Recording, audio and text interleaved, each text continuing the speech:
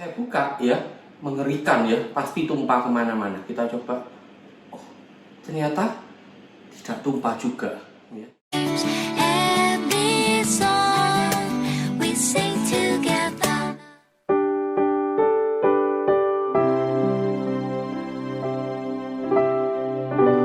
Shalom, sahabat-sahabatku, saudaraku yang terkasih dalam Tuhan kita Yesus Kristus. Perhatikan kalau di sini ya, adalah teh hitam favorit saya yang cukup menyehatkan ya. Saya akan tuangkan di secangkir, di segelas kecil ini ya. Saya minum. Kemudian saya akan isi lagi. Ya, saya minum sedikit lagi.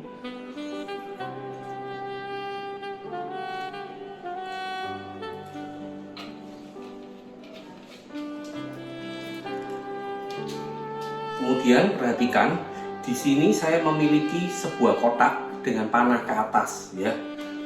Perhatikan sama seperti ini, ya.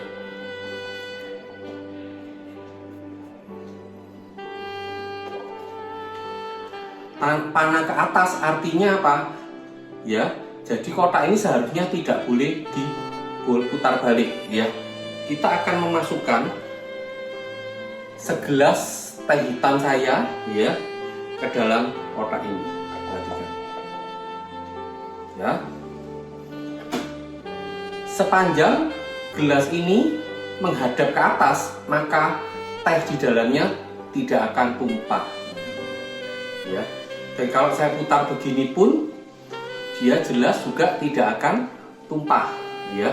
Dia akan tetap sama menghadap ke atas. Oke.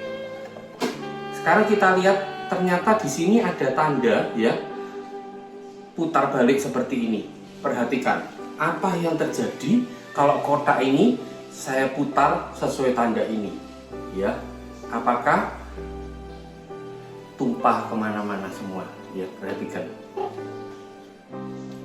Oh, putar lagi, putar lagi, putar lagi. Maka logikanya gelas yang berisi teh itu sudah tumpah kemana-mana ya. Tapi kita lihat ternyata dia masih tetap tidak tumpah ya di dalamnya ya. Saya gerakan baru tumpah ya. Perhatikan.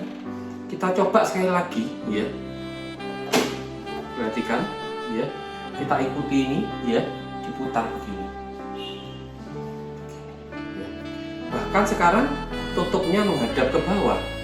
Harusnya kalau saya buka ya, mengerikan ya, pasti tumpah kemana-mana. Kita coba. Ternyata tidak tumpah juga ya. Kita putar kembali.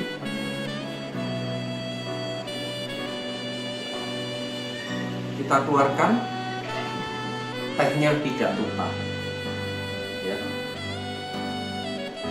Ilustrasi yang saya berikan ini mengingatkan saya pada peristiwa yang di Alkitab ada di Matius 8 ayat 23 sampai 27.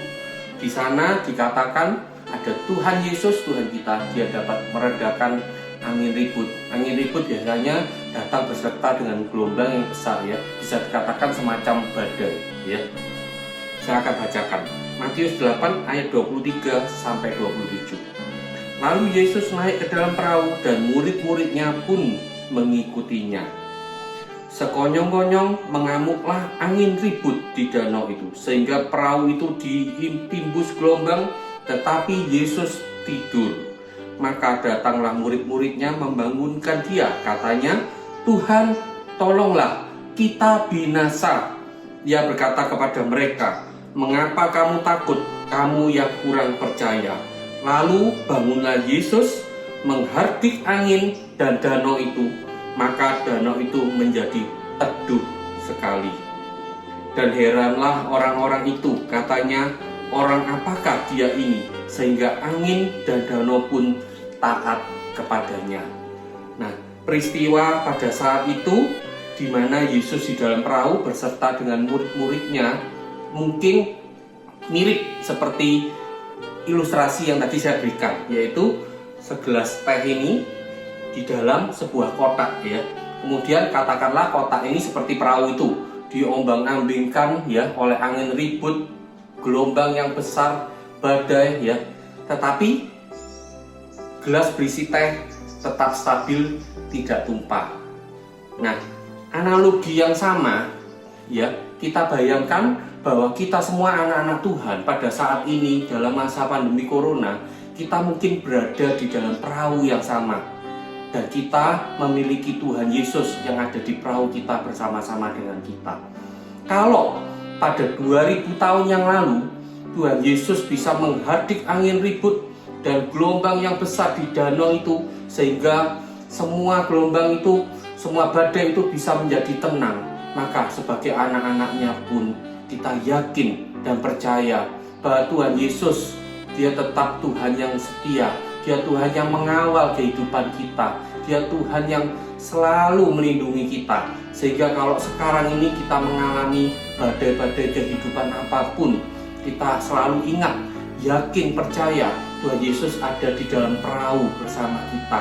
Dan kalau 2000 tahun yang lalu Tuhan Yesus dapat menghardik angin ribut, gelombang, bahkan badai sehingga bisa tenang, maka kita berdoa meminta Tuhan Yesus juga untuk menghardik dan membuat badai kehidupan kita pun menjadi tenang. Tuhan Yesus selalu penuh kasih kepada kita semua anak-anaknya, dan dengan kasihnya Dia selalu memberikan solusinya. Dan solusi itu adalah selalu sesuai dengan caranya Tuhan, dan selalu sesuai juga dengan waktunya Tuhan.